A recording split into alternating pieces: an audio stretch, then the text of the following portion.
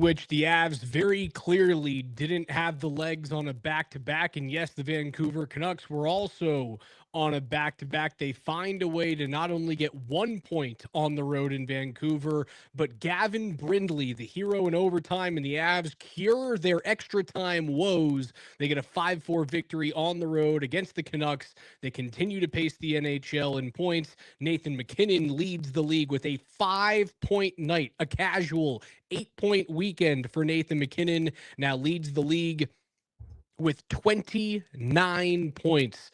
And that is something, as we welcome you guys into Between the Pipes here late on a Sunday night, that should get Avs fans pretty juiced up.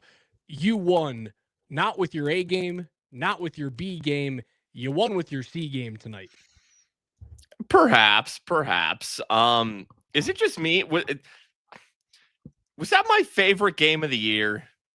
That might have been like the most fun game of the year. I don't know. We've had a lot of them. It's all kind of blending together now as we're approaching mid-November. Season's been going on for about a month. I don't know. Let me look at the schedule here. Was there a game more fun than this?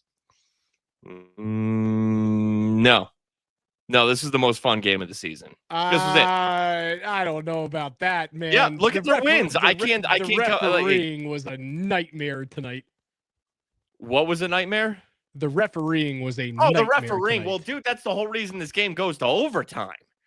Landeskog gets called for a cross-check on Quinn Hughes, and I do hate the diving embellishment call, but holy shit, does Quinn Hughes go down like a sack of potatoes. I mean, really more like a feather.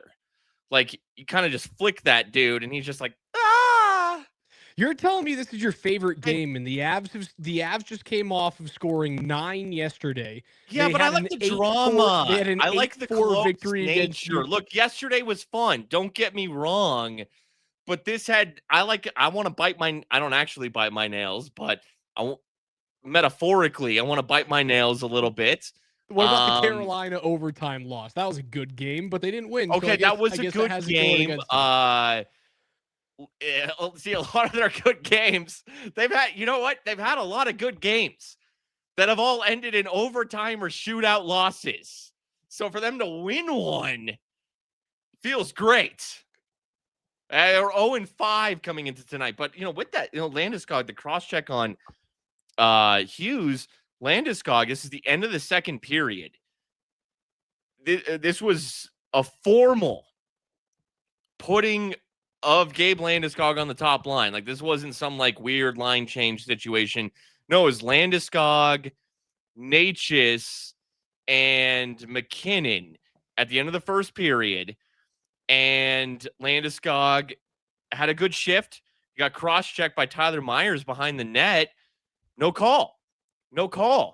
And then you're going to call Landeskog for cross-checking? Gabe can't catch a break. He cannot catch a fucking break to start this season. But that was a little foreshadowing at the end of the first period. And let's see. Lehkonen scores. Lehkonen hadn't scored in, 6 games, I think they said tonight. And we talked last show about how Lehkonen has been a little cold. So they gave Landy a little run with Nichushkin and MacKinnon. But then Lehkonen scores 30 seconds into the third period. Well, he's back on the top line with Nathan MacKinnon, and now Nichushkin is off, and it's fucking Gavin Brindley. Gavin Brindley starts the third period, and you want to talk about foreshadowing again. I mean, Brindley scores the winner. Brindley got top line run. He got second line run in that second period. Bednar blended the lines a little bit. It was kind of tough to keep track of what he was doing. I was really trying to focus and see what he was doing, but it was all over the place. The Bednar blender was in full force. It was, but what was consistent was Gavin Brindley was either on the top line with Nate, or he was playing with another top 6 unit, and then he's on the second unit out in overtime. So, I mean, we talked about Gavin Brindley last show because he did score 1 goal of the 9, and he's looked good. And holy crap, dude. I've been talking about Drury, who got top 6 run in the third period. Malinsky had another very solid game. We haven't talked really enough about Gavin Brindley. We've talked about him, but I mean, like, he's one of those great surprises, and maybe not Yeah. so much of a surprise if you're Alex Ryan-Emmy. Yeah, you guys know I like players when they go to hard areas, and Gavin Brindley is a fucking nail gun. I know he's undersized, but he does everything you want him to do. He goes into corners with bigger players and he throws his body around and he doesn't get tossed around. He makes 50-50 puck battles when he is not first to the puck. He is fast enough to create his own space. He has a good enough shot to score in tight, and he's got good enough vision, I believe, to be a top 6 player in this league for many, many years. If you watched him at Michigan, this should be absolutely no surprise to you. He is a sensational hockey player. I absolutely love this dude. He is like he should remind you of a Logan Stankoven. He should remind you of a slightly less rattier Brad Marchand, but like Marchand wasn't originally that guy. He had to kind of like grow into that. Marchand knew he had to be like a little bit of a jerk to get into the NHL, but it took him a few years to like earn that reputation. He goes to the right areas, dude. The play that he makes to draw the penalty in the third period is so freaking awesome. Like all you have to do is show that to youth players and go, if you do that, you will advance to the next level. And all it is simply moving your feet constantly. Yeah, just keep your feet moving. That's all he did. He's got a guy draped all over him. He gets a shot on goal in that situation, draws a penalty. What do the Avs do? They score right on it. And he doesn't show up in the score sheet, but that is his goal. And then he comes out because he works his bag off 24/7. You get to throw him out on 3-on-3. And the funny thing is, this is a kid who grew up playing 3-on-3 hockey, right? Like some of the guys who were in the NHL had to learn 3-on-3 overtime. This for many players in the league, 3-on-3 overtime was a novelty, right? They didn't play that up until the NHL put it into effect. He grew up doing this. Well, and it goes to show the depth of this team and the trust that Jared Bednar has in all 4 lines that he decided in a 2-2 game to start the third period that he was just going to mix things up because the bottom 6 has played so well. And funny, like that was my concern going into the season, but guess what? They've been great, and he trusts every single one of those dudes. He will put any and all of them in any, like Parker Kelly was getting run with like Landeskog and Brock Nelson, and obviously Parker Kelly played very well last year. He's the 2 breakaway goals he's had, one shorthanded, maybe they were both shorthanded. They were, silky smooth, but it's not just that. He's on the penalty kill. He's so responsible. You can put Parker Kelly out there with Gabe Landeskog and Brock Nelson. You can move Jack Drury up and play him with, I think Drury in the early portions of the period was out there with Nichushkin and Necas. Like you can play Jack Drury with Nichushkin and Necas. Speaking of Nichushkin, so he gets pulled from the first power play because he had a lazy kind of drop back pass after his zone entry on a power play in the early stages of the third period. And then he later in the next sequence whipped a puck around the boards. I almost think that maybe Necas kind of hesitated on that puck, but it came in with some pace, maybe a little irresponsible. Too much heat on that missile from Nichushkin.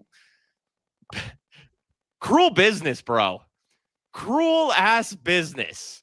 Because Nichushkin has been very good on the power play, and Jared Bednar said, nope, you're off of this thing. And the next power play they put, this was after Brindley drew the very good net front push on a little mini breakaway where he got hooked or whatever it was. Now Lehkonen, hey, Nichushkin, you're off. Lehkonen, you're in. It worked. Lehkonen is great. Look, Nichushkin is very good in that bumper roll, in that little not quite net front, but just north of net front. That's where Lehkonen was. And this is where the Natchez McKinnon thing does pay off, because McKinnon is kind of hemmed in on the far corner, the short corner, actually. But Natchez he can lurk left wing then if McKinnon is going to be over there. And that puck does find Natchez, who puts the shot on net, rebound Lehkonen, who's great in those situations, puts it in. So, look, like, Makar has fumbled many pucks on the power play. He doesn't get pulled. Nichushkin makes 2 mistakes. Yankosaurus. You're out of here. You're not Cale, buddy. Yeah, Val's value, for lack of a better term or turn of phrase here, Val's value is sure-handedness with the puck and 200-foot game paired with elite forechecking. When he doesn't have those things going, he doesn't do much for you. And he didn't have that going tonight. I thought the Nichushkin penalty was a complete joke. I thought it was a very bad call. Watching it live, I thought it was a joke. Replay, I think they called a hook. I maybe saw more of a slash on the legs. They call it a hold. A hold?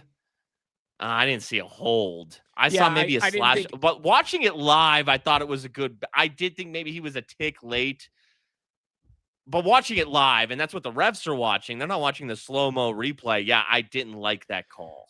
So you pair Val with not having his jump tonight and being a turnover machine and being a guy who's sending himself to the box, and you can't have him in the box. That's the recipe for getting sat. I do think that Bednar in the situation isn't just doing his let's blend the lines up thing for shits and giggles. I think they're trying to take something out of the bag of what Dallas did for the past few years, where you really utilize the regular season to see if you can't have Nate, his preferred winger, and then just a bunch of other dudes who play wherever. Like, that's what Dallas did. That is what Peter DeBoer is known for. And the reason why he does it is because they employ like 6, 7, 8 centermen or guys who have played center in their careers, so they can kind of play anywhere on the wing or in the middle at any given time. And it's why it's so difficult to match lines up with a Peter DeBoer coach team. I don't know if that's going to be the same way for Dallas moving forward, but I think Bednar and this coaching staff is kind of taking a little bit of that right now, going, if we can utilize some of that unpredictability and mesh all of our bottom 9 forwards together, it's going to help us later on in the year. So I loved it tonight. Yeah, I agree with the unpredictability. Like I said, I think it's a trust thing too. I think it's, still early November. We're approaching mid-November, but we're 1 month into a very long season. Show these dudes, reward them. Show them that you trust them. And it paid off in spades with Gavin Brindley at the top of the list. And I think Drury is going to benefit from that as well. It's like getting a promotion. It's like getting a raise, It's like, hey, we see what you're doing down there on the bottom 6. It's a 2-2 game, second night of a back-to-back. We had to get on an airplane. Those dudes got to sleep in their own beds last night. Let's go. Let's trust you in this 2-2 game. Let's see what you got. And they responded. They showed their coach something. And that's got to be a great flight home tonight. Oh yeah, and you don't play for a couple of days, right? Like, that's an awesome flight home. Gavin Brindley's getting the royal treatment. He's getting tossed around in a good way. Jesus. They're just shoving him, with some taps in some places. Come on now. Oh man. Yeah, it should feel great. Damn Care Bear in the chat earlier said they didn't start overtime with Natchez and McKinnon. And in fact, Cale Makar wasn't out there. Now, part of that might have been because Cale, holy shit, at the end of regulation. That final 30 seconds, Cale Makar That's it right there. I know he Cale doesn't didn't want score. to go to overtime. Cale knew the record in overtime. He was like, hey, fellas, we're not really good at this. I'm going to do my best to end it. That's no other defenseman in the league can play like that. I know he had the 2 goals and he was great, but that was that level from Cale in the final 30 seconds. Elite of the elite. I thought Quinn Hughes was delightful tonight too, man. He's Like good. I see why the fan base in Vancouver gets upset when you talk about when most people in the hockey world go, it's Cale Makar, then it's Quinn Hughes, then it's everybody else. I understand now why Vancouver fans go like, what the hell? Why isn't he in the conversation? He's not Cale. I do believe He that there couldn't is pull off that final 30-second sequence that Cale. That's only one player can do that. He did it like 3 different times during the game. Not to that level. 30 seconds, but that to me was the special of the special. It was. I'm not saying it wasn't special. I'm just saying I understand the Quinn Hughes thing. I'm not disagreeing with that. I'm just saying that he's a sorcerer on the power play. Yeah, no, he's very, very good. But Cale showed in the final 30 seconds the difference.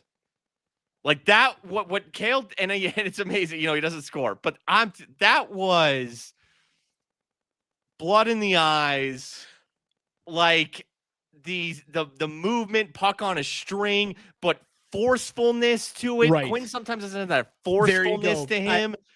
I mean, that was Cale just in a zone.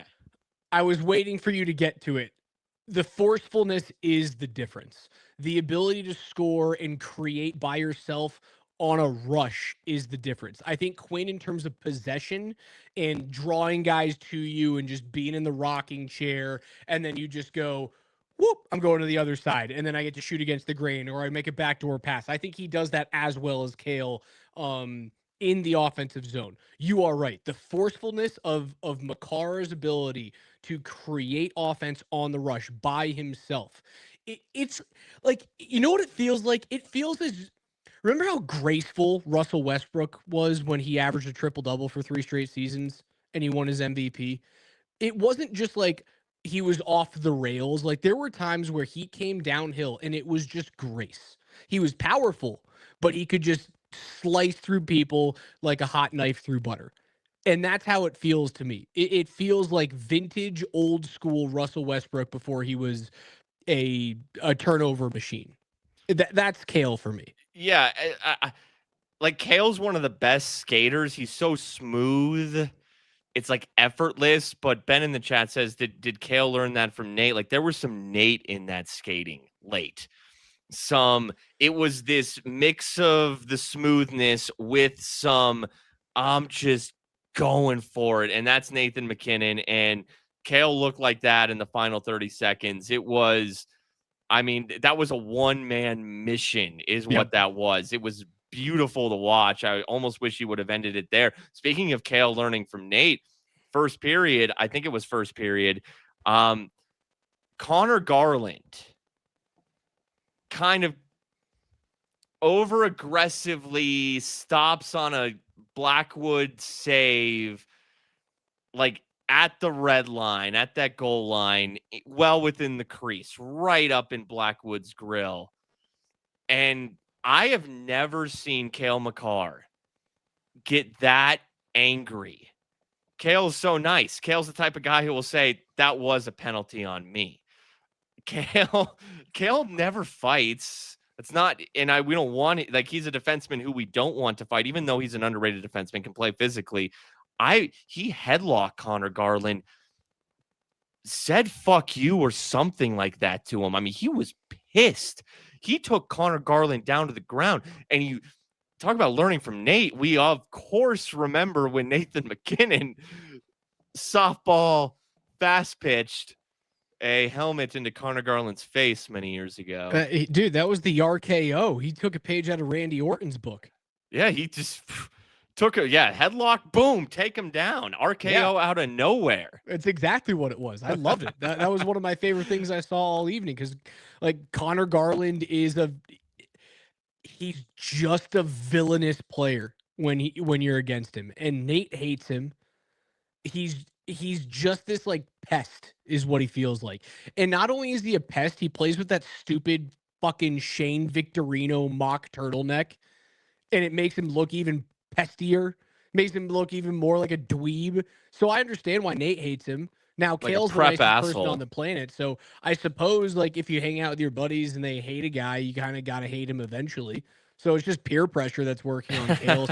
Sweet, But it was also like, dude, sweet Cale. that was Connor knew what he was. He did not have to stop that close to Blackwood. That was Oh him yeah, you being know what you're doing there. yeah, he knew what he was doing, and Cale knew what he was doing, and he said, no, no, no. No, no, no. And then Cale let his monster out. It's probably the first time I've ever seen him do that. I don't recall him ever doing that. He's so nice. It was a good game from Cale. I thought Devon Taves struggled in the middle part of this game, although like the whole team did. The second period was just bad. We've gone over Lehkonen in his return. We haven't talked about him yet. Brent Burns is awesome. Yeah, no, good call. Got to talk about him. Those little flat passes that he makes to the high slot is something that the Avs have been missing for so many years. And it just adds another ability to get pucks to the net. Like, he doesn't get shots blocked. Is he going to score all that much from the point? Not necessarily at this point in his career. Now, we have seen some amazing shots from him, particularly the short side shot that he scores his first as an Av with. He is just going to get pucks through layers. And that is so valuable in this league, dude. Not only getting pucks through layers, but being able to find the high tip. And he does it on back-to-back nights. It's just so savvy and so smart, and it takes skill too. And, you acquire that skill over years of being an all-star level defenseman, and he makes it look effortless. And those are such savvy plays. And back-to-back nights, and Drury last night, Lehkonen tonight, a little bit different, more slappy last night, more wristy tonight, but he's doing it on purpose. And it's in the right spot. Yeah, and he's been very good defensively. He's not what he was defensively. He's not Makar Taves in terms of the quick ability, because he's 40. That quick get off, that step in front, that cuts you down. But he's been very responsible and his defensively, and his size helps. And as Gabe told us before the season, you don't want to mess with him. It's just a matter of time until we see Brent Burns get into a scrum with somebody. And it's essentially a 1-for-1 trade. Ryan Lindgren signs with the Kraken, but you bring in Brent Burns from the Hurricanes, and the Hall of Fame career that he's had with San Jose and Minnesota before that. And Ryan Lindgren for Brent Burns, bro, it's not even close. It's not even close. And you got it. I wonder what is Lindgren even making with the Kraken? It might even be just 4.5. I think it's more than Burns is making, right? I think it's 4.5 off the top of my head. Now, you can't necessarily say it's just a straight up. It is 4.5. Okay, no, so I think it is the number. Well, no, because you had to give up assets to get Lindgren here in the first place. But I'd give up those same assets for Brent Burns.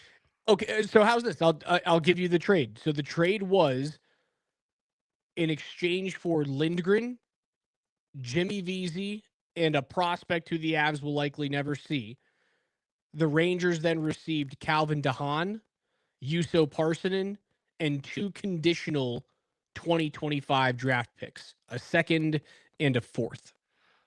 So are you giving up Man, a remember, second, fourth? I forgot about Juuso Parssinen. Remember, he had like a week. He had a week. Where you went, oh yeah, like he could do cool things. Then you went, he's like a baby moose because he's from Finland. He's got that size, left-handed shot. Forgot about him. Is he playing with the Rangers? I assume he's not helping them at home. The Rangers are 0-6-1 at home. I don't even know if Juuso Parssinen is a Ranger. I have no idea where he is. I don't know. I probably not. So a second for Burns, for Lindgren, yeah. I mean, the fourth. He is still a Ranger. Yes, he's still playing for New York. You get nice time. I haven't. If I'm being completely honest, I have not followed the Rangers as closely as I normally Yeah, no, do. I haven't either. I haven't looked at because they suck at home. All I I know know is that they've that. scored 6 goals in 7 games at home. Yeah. Yeah, it's man, Lindgren got 4.5 per. Yeah, there's no way you're signing that. There's no But in no that's world are you signing that. how did he earn that? He was like, Well, oh, remember what last year's defensive market was. Like, who was the belle of the ball from defensemen in free agency last year? I can't even He's remember. the Ranger now. Who? Right, you're making my point right now that you like who is the number one defenseman in free agency. Vladislav Gavrikov was the best defenseman in free Yeah, agency former last year. Blue Jacket or something like Former that. Blue Jacket, and last year he had a stellar season with Los Angeles Kings. Okay. But when you look at last year's defensive free agency class, there was nobody out there. Lindgren was like the 5th or 4th best D-man available. So yeah, he gets his 4.5. And luckily, Chris McFarland and Joe Sakic look at that and go, we can get value elsewhere. And they bring in Burns. For $1 million. $1 million. Unbelievable. If you play him, and yes, Ben brings it up, Lindgren was horrible in that game 7. Just look at him turning the wrong direction on Mikko Rantanen, just insane things. And I don't think like Lindgren was a bad fit for the Avs. I thought he played well generally for that team. At 4.5, the answer is no. Yeah. Okay. So Ben in the chat, we got a few gurus. One of them, they always remember everything and talk shit about absolutely everything. We appreciate that so much. And we do appreciate it. And I will acknowledge it in kind. Yeah. But if you're telling me that you can get Brent Burns instead for 1/4 of the price. Yeah. I mean, where do I sign? And can I sign 5 days ago? Yeah. Because Brent Burns is a Hall of fucking Famer, and he's still got it to a degree. Okay, he's not what he was, but look, Ryan Lindgren ain't going to no Hall of Fame. And there's just something about that type of player who's chasing a cup. And okay, speaking of the cup, this crossed my mind in the back half of this game when I thought the Avs played better tonight than you thought. Whatever, they're the best team in the NHL. They are that record-wise, they are the best team in the NHL. They are. By the way, before we move on from Burns, I see people in chat saying like, "Oh, he's a $3 million player." No, he cost you $1 million against the cap, which means he's a $1 million player. Yeah. I don't care about incentives. I don't care about No, it's the AAV. That's all that matters. What goes against the cap is how much money he is worth. Yeah, it's like I don't care. Like that's kind of one thing I love about the NHL. Like front-loaded contract doesn't matter. What's the cap? All What's the average I care cap? about is the AAV. What is your Springer. cap hit? Okay, so this crossed my mind because they're the best team in the NHL. They are. I mean, all the dudes they needed to step up have stepped up, and they look great, and they show no signs of slowing down. Talking about Brindley, Drury, Malinsky, Parker, fucking Kelly, whatever. Blackwood's back. I thought he was good. Wedgwood's the best backup in the NHL. Nathan McKinnon, 4-point night, on pace to win a Hart. Cale Makar on pace to win a Norris. This team, do you see that like advanced stat graph? Everyone puts those stat graphs up, and like the Avs are in the top right of like offense and like whatever the stat was. The one that you're talking about is J Fresh Hockey on Twitter. Yeah. I think does a really good job. He is good. I've seen his stuff. Compiling nerd stats. You're talking about the 5-on-5 expected goals for versus against, and it basically sure. Yes, that's the one. Right, it plots it on an XY axis. Fans of the Denver Nuggets in the NBA will look at this as the is it VORP in the NBA? Yeah, VORP's one of the like really good advanced stats in the NBA. Yeah, where you see a bunch of players in the middle and then a bunch of elite players up to the top right, and then you there's have to Jokic. zoom out, and Jokic is all the way up there. Yeah, That's yes, where the Avs are. I right know. there. They're in Nikola Jokic territory. Like it's clear. It's the advanced stats. Watch them on the ice. Look at their roster. They're the best team in the league. Why does that? No, it shouldn't, but it scares me. Like everything's going perfectly. Perfectly. If the season ended, it doesn't scare you. It scares you that you're this excited because while it means a lot right now, because you and I are so adamant about a 1 or a 2 seed in the West means so much, because you want to play a wild card team and you don't want to have to go through Dallas and you don't want to go through Winnipeg in round 1. Like, you want to play Utah in the first round, or you want to play Anaheim in the first round. So the regular season matters. It does.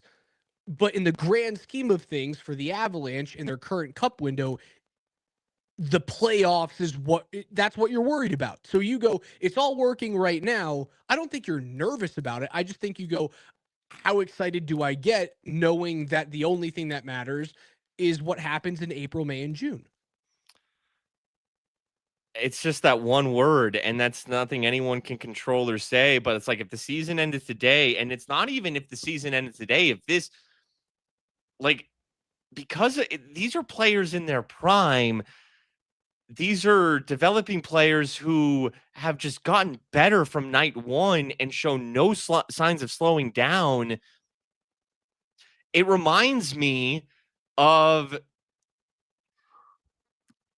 I mean, you could say the Panthers in the NHL the last 2 years. It reminds me of the Oklahoma City Thunder in the NBA last year, where the Thunder were just like, they were the best team from the start. They were the best team throughout the season. They were the best team in the playoffs, and they won the thing. Like, that's what this feels like right now. This feels, and it's not even a feel thing. It's look at it and assess the facts, and they are that team. But it's November 9th, and that's what scares me. But the good news of that is that, like, dude, I mean, they are that team. They are the team. So barring something stupid, they are the team. And yeah, you should go to bed tonight. Someone in the chat just said, so what you're saying is it's a good time to be an Avs fan. Yeah, it really is. The window that they've had, winning a cup in 2022, McKinnon, Makar, the players in their prime, knowing that this is a window where they can win multiple cups. Well, the greats have multiple cups. Sidney Crosby has multiple cups. Ovechkin doesn't, but these guys, these teams get multiple cups. And right now, this is a team that, bro, I mean, it's theirs right there for the taking. Yeah, you bring up Ovi, right? I believe that if this core doesn't confirm their first cup, you will look back at it and go, it's not a failure, but you left so much more on the dinner table. I feel that even though Alexander Ovechkin's career has been fulfilling and is the greatest goal-scoring career of all time with 900 now, and if he wants to play an extra, I don't know, 4 seasons, could he get to 1,000? He's not going to, but 900 is perfect. I feel as though Alexander Ovechkin's career has been completed. He has licked the plate clean. When I look at Ovi, when I look at the Capitals from 2004 until now, I go, how much did you leave on the plate? And I think you left a lot. I think you left seconds and thirds and stuff that you could throw into the freezer when you look at Sidney Crosby and the Penguins in the same slot. Sidney Crosby's career is complete. His plate is clean. But so is the Penguins' plate when you look at the career between 2004 and now. The Penguins won 3. The Caps only won 1, and you kind of go, Well, yeah, Ovi was perfect. You got what you needed out of him, but you as a team, as a group, didn't do enough. I would feel the same way with McKinnon and Makar. I could look back on their careers and go, plate's clean. But I'd look back on the longevity of their careers with the Avalanche and go, if it's just one ring, it wasn't enough. 100%. Considering you have McKinnon and Makar, and it's a testament to Chris McFarland and Joe Sakic for, and it's easy to understand that you have Nathan McKinnon and Cale Makar, but then to make the right moves and to really kind of overhaul this roster in a way, certainly the goaltending room was, that's huge. Just gigantic to get Wedgwood and Blackwood in here. And then some of the other moves that they made as well from a skater standpoint. It's the Penguins, it's the Blackhawks, those teams with Kane and Taves and Keith. And when you have a McKinnon and a Makar, it's the DNA of those teams, of those Penguins teams, of those Blackhawks teams. And they do need, I think you can say need, to get multiple. Yep. At least two. And as of right now, it looks like the only thing that can stop this team is themselves somehow. Now, Dallas is playing better, but I don't know, man. Anaheim just went in there and beat him 7-5. Ottinger hasn't quite been that ace. It's clear. It's clear who the best team in the league is. It's very clear. And it's wild that we got a few more months of this thing until we can get the final answer to the $1 million question. Amazing win for the Avs tonight when they certainly did not have their best. I thought it was their worst 5-on-5 game of the season so far. And when you look up through 16 games, they have just one regulation loss, and they lead the league in points. Nathan McKinnon, 29 points, 9 points in his last two games. In back-to-back on the Canada road trip. They'll be back home coming up here, I believe, on Tuesday evening as the Avs host the red-hot 11-3-1 Anaheim Ducks. Cutter So Gauthier, we're getting that on Leo Tuesday, Carlson. huh? That is Tuesday night Holy on TNT. shit. That's a great hockey game. That's low-key the most interesting matchup in the NHL so far this season. That's a good hockey game, dude. Anaheim, they were up 3-0 on Winnipeg. I assume they closed that thing out, right? Like, they keep winning. Yes. How many have they won in a row? Like 7 or 8 now? I think it's 7 straight. It is 7 straight. Yeah, they beat Winnipeg tonight after beating Vegas in Vegas, after beating Dallas in Dallas. Anaheim's that fun, good. Anaheim, to me, I will take Anaheim right now over all but maybe like 5 teams in the league. Anaheim's on one right now. And now they're coming to Ball to play the actual best team. That's a money matchup on Tuesday night. Yeah, they did a great job in hiring Quenneville, regardless of what you think his viability should have been in the league stemming from the scandal in Chicago. Personally, I think he did his time away from the game. I'm not going to get into the Kyle Beach thing for now and how much Quenneville knew or didn't know, or how much Taves or Kane knew or didn't know. I think he was kept out of the game for a while, and he is a very, very good head coach, and that is one of the main reasons why Anaheim has figured it out. And the biggest reason is they make a trade, they bring in Cutter Gauthier, they make a great draft pick in Leo Carlson and Bennett Sinek. They're getting solid goaltending. I don't trust their defensive core right now. That's the one thing that I look at them and I go, if they're the 8 seed, I want the 1, because I don't trust their D core whatsoever. But they're fun, dude.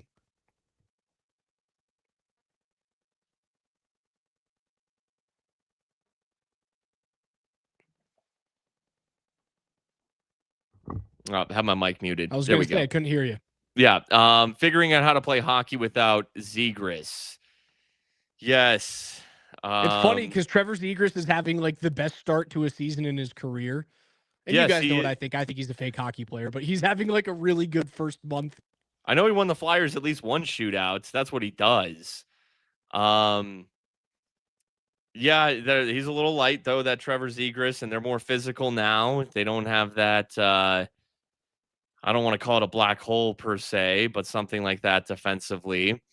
Yeah, it's that is, and Anaheim, they are feeling themselves.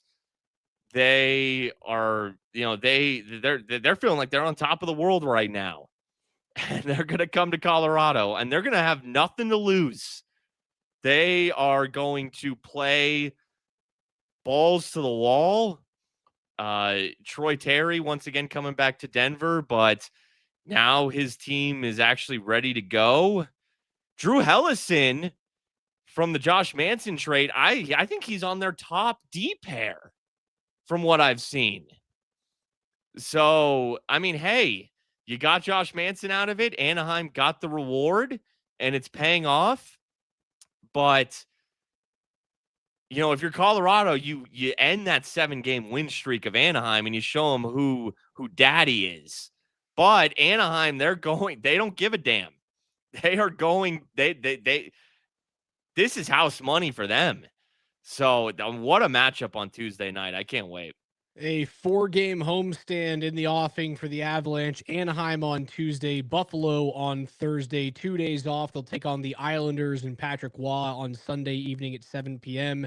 And then 3 days off until they host the Islanders' city mates, the Rangers, who come to town on Thursday night, November 20th. 4 straight home games for you guys to get on out there to Ball Arena and see the hottest team in the NHL, the Colorado Avalanche. 7:30 on Tuesday, Avs and Ducks. You can watch that one on TNT or HBO Max, and we'll be right here on YouTube and Twitter at Altitude SR, at Altitude Sports Radio. That's Mark Springer. I'm Alex Ryanemi. As always, we love you guys. Thank you so much. Big Avs win on a night where they did not have it.